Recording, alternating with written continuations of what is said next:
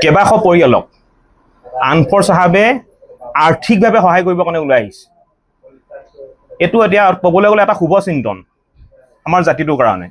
গতিকে আমি পুনৰবাৰ ধন্যবাদ জ্ঞাপন কৰিছোঁ। আৰু এই মুহূৰ্তত আমি আৰু এটা কথা আমি ক'ব বিচাৰিছোঁ।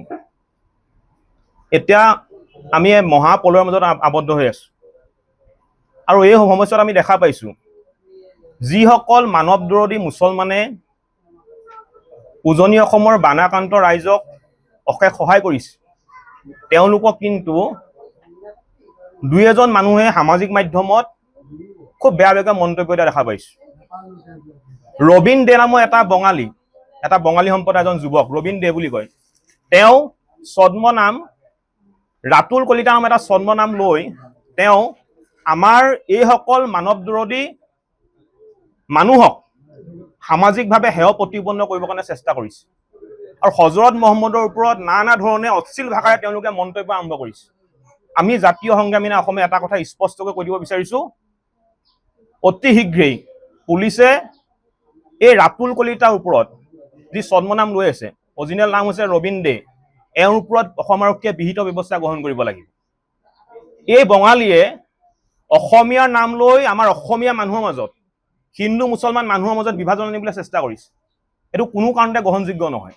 হজৰত মহম্মদক যোনে অপমান কৰিব কোনো কাৰণতে গ্ৰহণযোগ্য হ'বই নোৱাৰে। মই আগতে কৈছোঁ হ'বই নোৱাৰে। হজৰত মহম্মদ আমাৰ শ্ৰদ্ধাৰ, আমি শ্ৰদ্ধা কৰোঁ, একদম মুকলিকে কৈছোঁ। হজৰত মহম্মদক মই শ্ৰদ্ধা কৰোঁ। আজান মই ভাল পাওঁ, মই বাৰে বাৰে ক'ম আজান ভাল পাওঁ। মই আজানৰ শব্দ শুনিয়ে ঘৰত সাৰ পাওঁ ৰাতিপুৱা, আজান মই ভাল পাওঁ। আৰু আমাৰ অসমৰ প্ৰতিজন মানুহে, যি হিন্দুৱে হওক বা মুছলমানে হওক, অসমীয়া জাতিক ভাল পোৱা প্ৰতিজন স্বাভিমানী মানুহে কিন্তু হজৰত মহম্মদে হওক বা শ্ৰীমন্ত শংকৰদেৱ হওক বা মাধৱদেৱে হওক, প্ৰতিজন গুৰুক আমি ভাল পাওঁ, সকলোৱে ভাল পায়।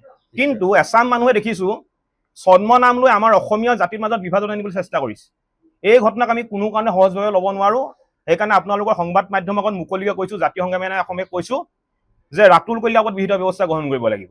আমি জাতীয় সংগ্ৰামী এটা কথা স্পষ্টকৈ কৈ দিছোঁ, বানপানী আৰু কিছুদিনৰ পিছতে বানপানী শেষ হ'ব, মানুহবোৰ উদ্ধাৰ হ'ব।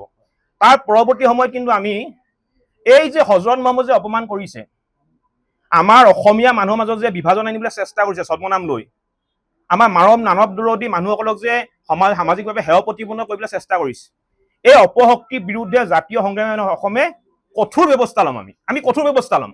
যদি অসম আৰক্ষীয়ে ব্যৱস্থা লয়, আমি নিজাববীয়া ব্যৱস্থা ল'ম। স্পষ্ট কথা, নিজাববীয়া ব্যৱস্থা ল'ম, কিন্তু ব্যৱস্থা ল'মেই। পুনৰ কিছু ব্যৱস্থা ল'মেই। হজৰত মহম্মদক অপমান কৰিব আমি কেতিয়াও চাই নাথাকোঁ। এইটো সঁচা কথা দেই। এইটো কোনো হ'বই নাই, কোনো কাৰণতে মানে গ্ৰহণযোগ্য হ'ব নোৱাৰে তাৰমানে। আৰু আনফৰ চাহাবক মই পুনৰবাৰ ধন্যবাদ জ্ঞাপন কৰিছোঁ। তেখেতে বানপানী হোৱাৰ প্ৰথম অৱস্থাৰ পৰাই, যিহেতু আনফৰ চাহাবৰ লগত মোৰ এটা টেলিফোনিক বাৰ্তালাপ হৈ থাকে, তেখেতে প্ৰথম অৱস্থাৰ পৰাই এই বানপানী ৰাইজসকল কেনেকৈ আছে তেনেকৈ তাৰ খা খবৰ লৈ আছে। আৰু যোৱা আপোনাৰ এসপ্তাহ আগতে ইতিমধ্যেই শিৱসাগৰ চৰাইদেউ জিলাৰ বানাক্ৰান্ত ৰাইজৰ কাৰণে বৃহৎভাৱে তেওঁ চাউল দাইলৰ পৰা আদি কৰি এটা পৰিয়ালৰ কাৰণে যিখিনি অত্যাৱশ্যকীয় সামগ্ৰী, গোটেই সামগ্ৰীখিনি প্ৰদান কৰিছে। গতিকে আমি জাতীয় সংগ্ৰামী অসমৰ পৰিয়ালৰ তৰফৰ পৰা আপোনাক আন্তৰিকতাৰে ধন্যবাদ জ্ঞাপন কৰিছোঁ। আমি এইটোৱে বিচাৰিছোঁ, তেওঁ সুস্বাস্থ্য কামনা কৰিছোঁ আৰু নেদেখাজনে তেওঁক এইধৰণে ৰাইজৰ কাম কৰি যাবৰ কাৰণে শক্তি দিয়ক, আমি তাৰ কামনা কৰিছোঁ। জয় আই অসম, জয় আই অসম, জয় আই অসম, জয় আই অসম। যিকোনো খবৰৰ বাবে যোগাযোগ কৰক 9181307221 আমাৰ এই নম্বৰত।